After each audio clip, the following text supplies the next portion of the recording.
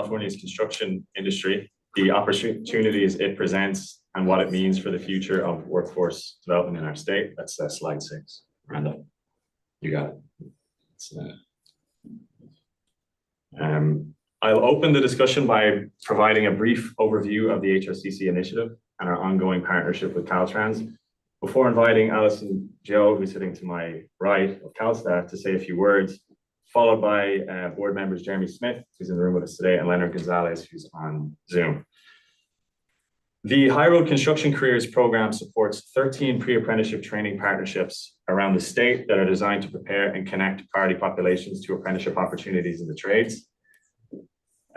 These partnerships consist of workforce development boards, community-based organizations, educational institutions, building trades councils, joint apprenticeship training committees, and contractors, with each of these partners contributing to one or more of the phases along a continuum of outreach, preparation, and placement.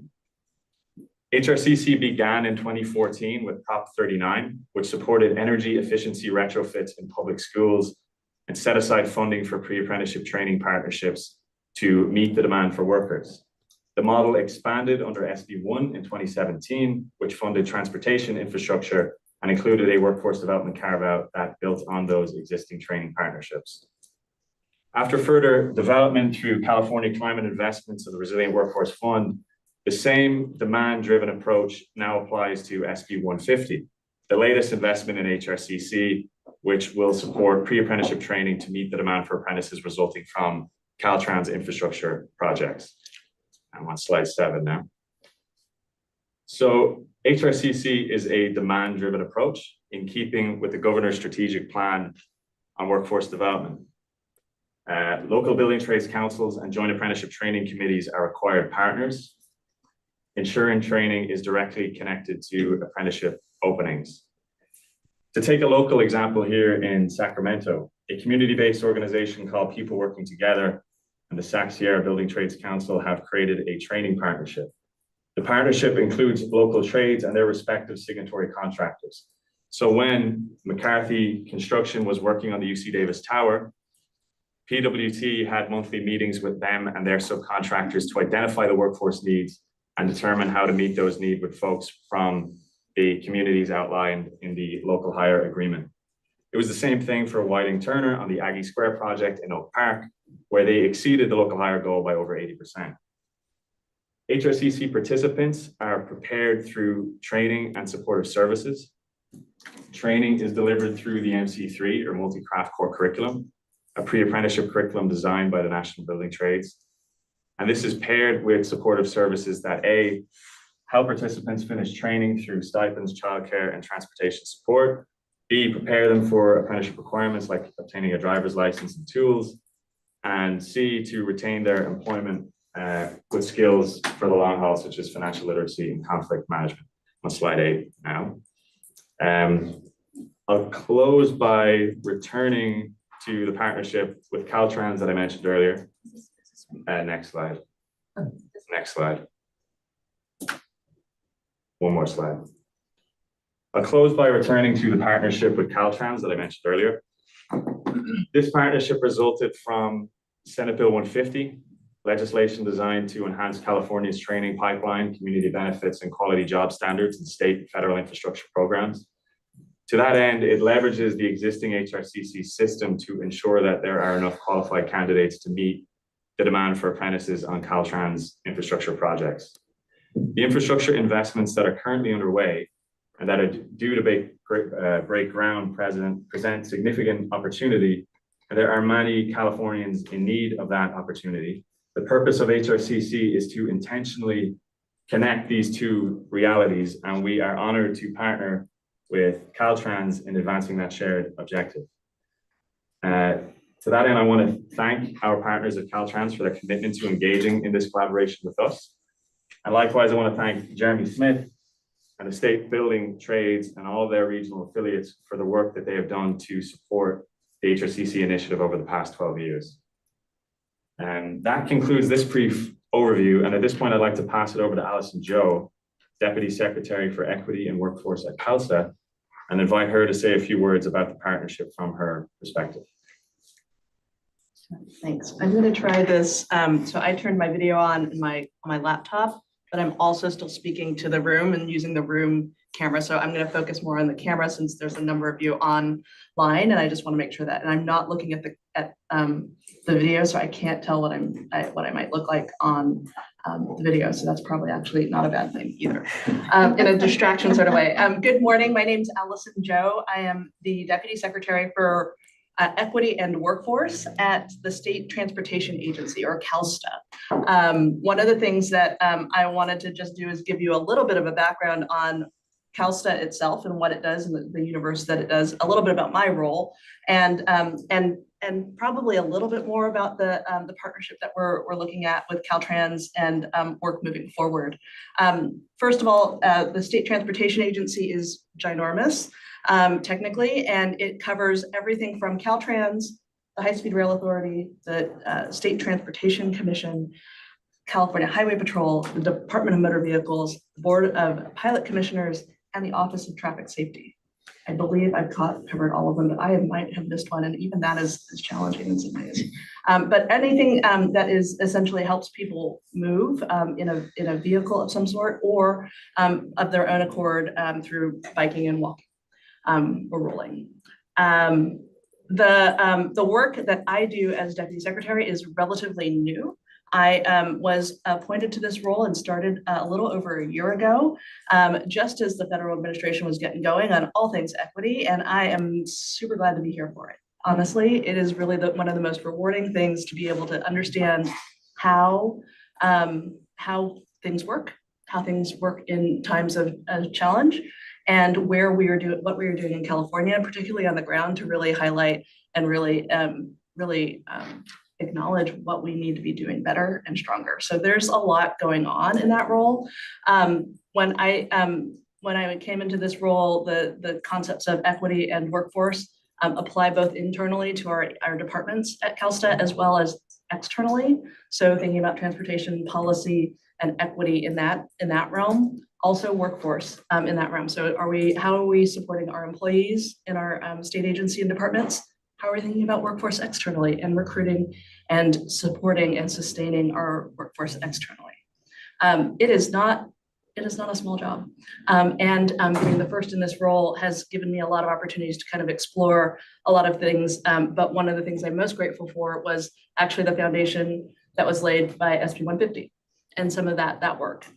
So I wanted to really think, just at least acknowledge where I am in this process as I kind of came through. I've worked through state government before, but doing a lot of interdisciplinary work.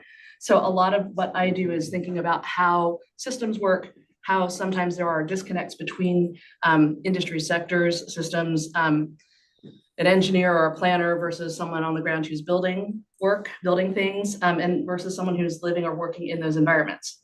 Completely different, right? And so how implementation really works is beyond just construction, although that's what we're here to talk about, but also thinking about what we can do to support the ongoing efforts that building or that road or that bike lane creates. So I'm really glad to be here just with that little bit of introduction, because I'm new, because there's newness to this role, but there's a ton of things that I'm jumping immediately into. One of the things that I do want to just talk about is just the importance of transportation and the dollars that are coming through through both federal and state efforts. We are looking at significant investments even in this current time frame. Federal government continues to be very invested in building more transportation improvements. And we are continuing to kind of move forward and support what we can to make sure that we continue to have a strong transportation infrastructure.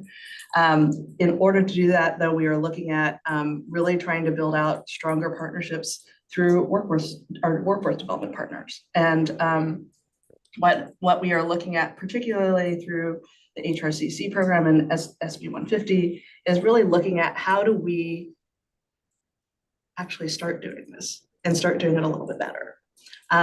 This is something that my colleagues at Labor and Workforce Development Agency, when I had initially started, but we had these conversations, were actually feeling very the word is not there. There's a hunger and an interest and an actual desire to figure out how to figure out transportation because it's such a significant component of our economy. Because there's an absolute need for trained workers and a need to sustain that work over time because projects last for 20 years. Construction projects and phases last for a really long time. So one of those things that, so really grateful for that work and to begin thinking about it and jumping in. With the HRCC efforts, you know, my background in local government, I was actually really excited to connect with the staff here because I'd done some work around hybrid training partnerships in the Sacramento region, particularly at Aggie Square and with UC Davis in those roles, have really interested in trying to develop those in a stronger way and with our transportation workforce. One of the things that I'm most excited about is actually thinking about this from an on-the-ground perspective. So Caltrans, through the Caltrans and looking at pipeline of work and also thinking about how that fits within our districts, where the greatest needs are, where the greatest opportunities are. Low-hanging fruit does not necessarily mean the biggest districts regionally. It could be the smaller districts, but with more focused approaches, and really trying to refine that as opposed to, and really identifying where we are is really something that I think I'd like to spend a little bit more time on. It's again, thinking about the state is this really large operation. Caltrans in particular has different muscles and different sets of muscles. And in one region, you will find strength in particular trades, in particular training programs, in particular partnerships, and trying to figure out, and that's on the workforce development side. On the Caltrans side, equally challenging because you have the same partners or different partners having different strengths there. So what I'm hoping to see through an ongoing partnership with Caltrans, with CWDB is really thinking through where we can best maximize our resources here. This is you know, a one-time investment over 4 years, and we're hoping to really think about how that investment is a proof of concept for longer-term investments through other ways. I mean, this is the opportunities are really endless if we can think about where there might be greater partnerships down the road. This is where I would actually ask that our regional partners here and our local partners who have had really strong construction, transportation partnerships. The California Jobs First has been a catalyst for, but also kind of a spotlight on things that are already existing in our work and in our worlds. And so trying to highlight that, particularly for transportation and for construction, would be really helpful. I think for us as we start kind of honing in on what muscles do we need to strengthen, where are there already opportunities for improvement or for ongoing work and partnership. I think that is the bulk of what I was going to really just cover. It's a very high level just approach. Apologies for not having slides. I'm happy to chat with any of you down the line if there's any additional questions about what we're doing at CalSTA, how to connect more deeply with Caltrans, and if there's any other opportunities from that point in that regard. So I'll pause there.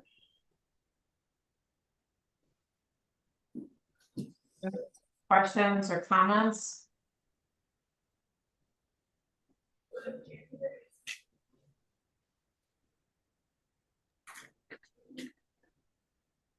No? Okay. Thank you, Allison. Madam Chair, if I may, Jeremy Smith is in the room with us and would like to say a few words on this topic. Fantastic. Thank you, Madam Chair. Everybody hear me okay? Can you hear me okay, Madam Chair? All right. Well, Okay. thanks for doing this today. Madam Chair, I'm not sure who's in the state board office. It seems like everybody who works for the state board is here today. It's nice to see so many familiar faces in the room today. Thank you all for being here and on the call too. I thought maybe it would be good for my few minutes here just to go back to where I started on this board, where the board was when I started on it. Governor Brown appointed me to this board. I can't remember the exact year. Sorry, Governor Schwarzenegger appointed me to this board last couple of years of his term. And back then, the workforce development system seemed to be about getting to people after they were already looking for a job or out of work, which is still a function of all the local boards in this board. It's important to keep those folks in mind, right? We can prepare all we want to get people ready for a career, but people are just going to lose their jobs. But there was very little talked about back then about where we are today. And I feel like this board under the chair's leadership and the former chair and Executive Director Kaina and his predecessor moved the board to how do we get people ready for work or ready for a new career before they've lost their career or before they're looking for new work. And I think that it's done a great service to the people of California and to the construction industry.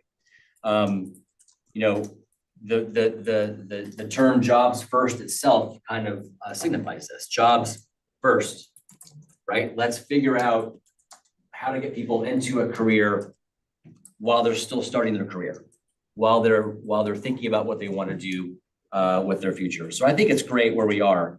You factor in the construction industry the two sides to the workforce development system. First, obviously, for construction apprentices and journeymen and journeywomen, we need job sites.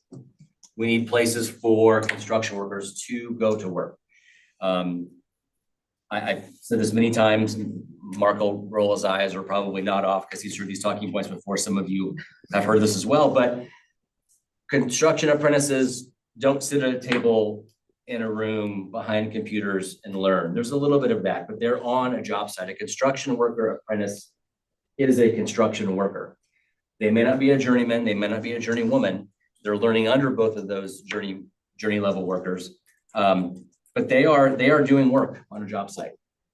And so the state of California, through Prop 39, through SB 1, through SB 150, has done a great job investing in creating job sites.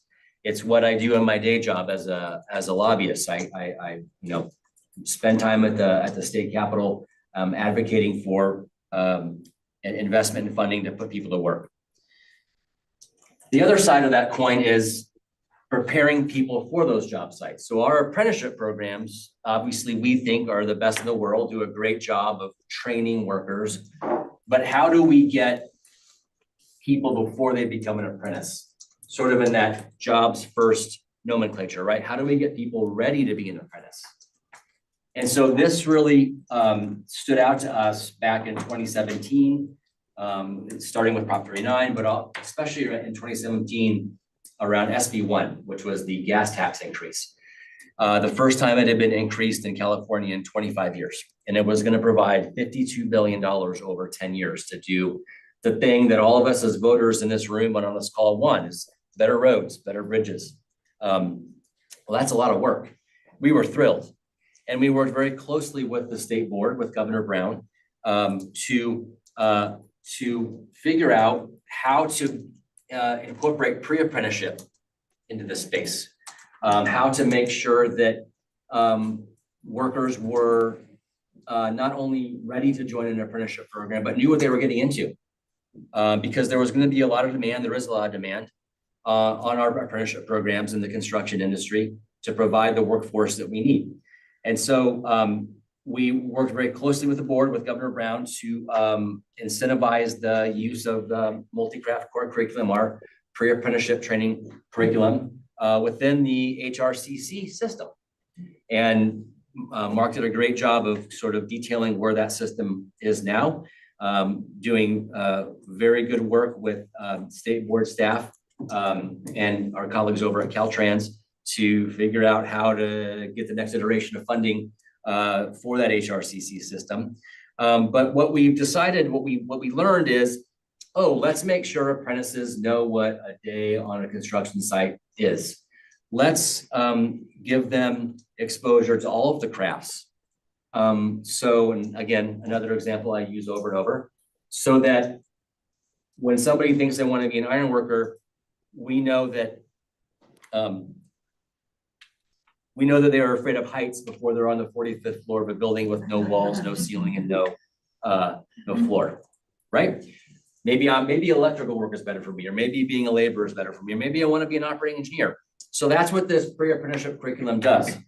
And it gets these folks ready for a career in construction from, oh, I need to be on the job site at 6 because we stop at 2 because it's 105 at 3, right? To, oh, I can't show up in flip-flops. To, oh, I want to do this career. It's the whole gamut. And so I'm really grateful for the partnership we have with the state board. And in creating that system and sort of having it expand to what it is now, our HRCC partners up and down the state learned another valuable lesson. And it's, how do we keep workers in their pre-apprenticeship training program or in their apprenticeship training program? And we've learned that another good use of taxpayer dollars is helping apprentices and pre-apprentices finish what they start. And so we have of course, the ERICA program, providing childcare stipends. Childcare is something that falls in our society predominantly on the shoulders of women. But there are men getting ERICA childcare stipends as well, single parents or folks who are married, providing that cover, especially in that first or 2 years of their apprenticeship training program, where because of collective bargaining, apprentices are earning more than the minimum wage, but not like a journey level worker, not the numbers we kind of see, right? $55, $60, $70 per hour. Quick tangent, those big numbers include all of a construction worker's benefits. So part of that big number you see is take home pay, but a big part of it is their benefits. And so things like childcare stipends, things like at our pre-apprenticeship HRCC programs, they tell me about stipends for tool belts, for tools. Here's a $200 Home Depot gift card. Get yourself ready for your apprenticeship program. So when you show up on Monday, you're ready to go. Childcare, I said childcare already, gas cards, bus passes. There's just a lot that the Workforce Development Board system can do just to keep folks in their training program. And so we're thrilled with where things stand now in the workforce development part, the construction worker workforce development part of our system. We think the state board is doing great work under leaders who are there now, Madam Chair, you and Kaina, and the rest of the people around the team, around the table here. And we're excited to keep the HRCC system going so that we all can do what we want, which is get people in their careers right away before they spend time in things they don't like, and then keep them in their careers for the next 40 years. So for the portion of their $75 an hour wage they take home that is their defined benefit pension, they can retire with some dignity, at the same time have a middle-class livelihood to get them to retirement. And I'll just finish on something that Bob had mentioned, another old timer like me on the board, about the apprenticeship system and maybe not working as well in other parts of our economy. Our apprenticeship training system is a joint system. And so we jointly run it and administer it with our employer partners, with our management. And we're the part of the labor movement that gets along better with our management. We don't always have that traditional stereotypical fight, partly because a lot of contractors are journeymen and journeywomen. They came up through the apprenticeship training system and they understand what the training means, and they want to hire workers who collectively bargain for their wages and benefits.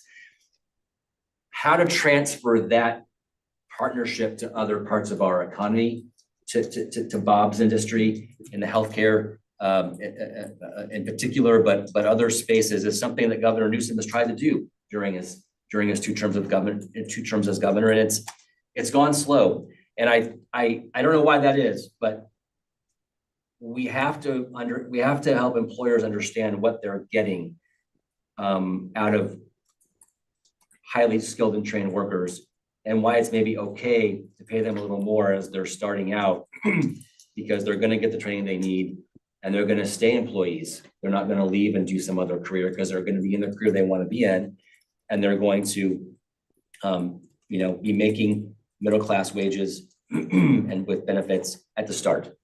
And so I don't know how to transfer that to other parts of the our economy, but that's a key component to how our part of the workforce training system works, and which makes it so robust, and which makes other parts of our economy want to replicate it. I understand why. So I'll pause, say thank you to Mark for inviting me here and the team for being here, and Madam Chair for you and kind of coming up with these ad hoc meetings. I think it's a great way to keep the conversation going between our normal board meetings. So thank you. Okay. Comments or questions from others? Go ahead, Ryan.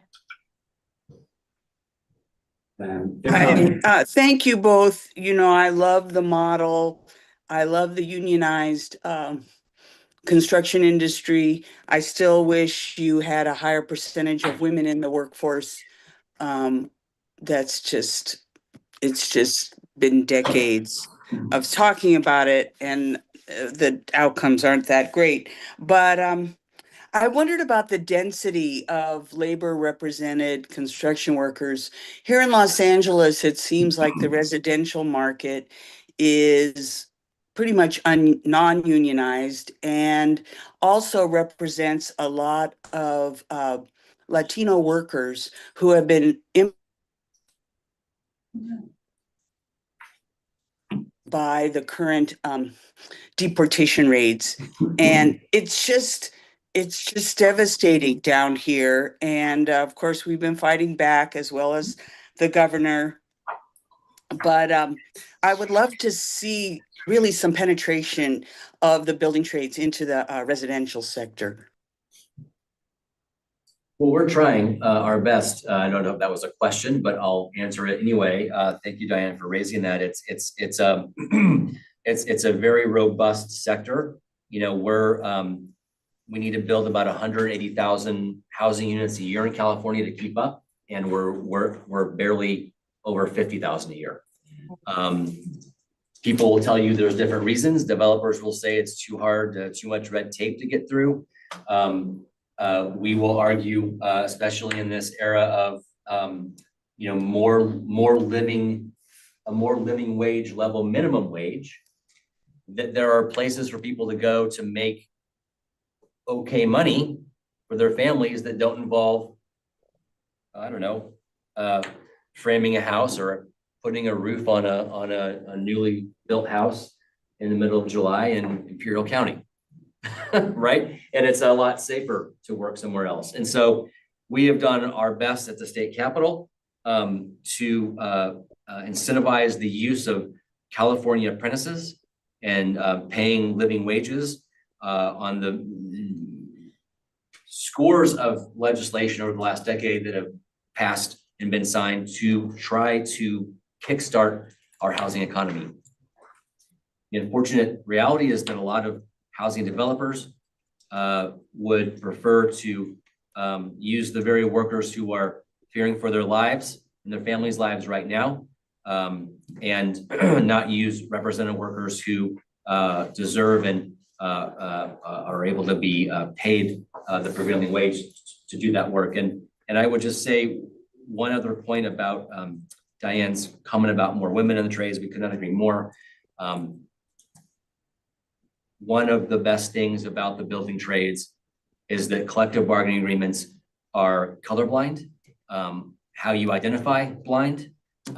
If you are a journey person, electrician, and the CBA says a journey person electrician in LA County earns $85 per hour, it does not matter what you look like. If you are here legally, if you are a man or a woman, or how you identify, you get that amount. And so it's one of the last places in our economy where everybody earns what it says on the paper. If you've achieved the status that wage level says you earn. So thank you, Diane, for raising that. We're doing our very best. We worked with the Legislative Women's Caucus to create the ERICA system, and we're on ERICA 2.0 now, and I hope it just keeps going. And we're going to spend a lot of political capital at State Building Trades to make sure that it does when it's time for it to be reauthorized.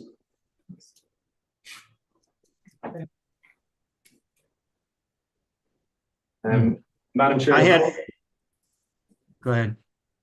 Sorry, I just wanted to, I know Leonard Gonzalez, the board member, is waiting to speak. So maybe before we get into more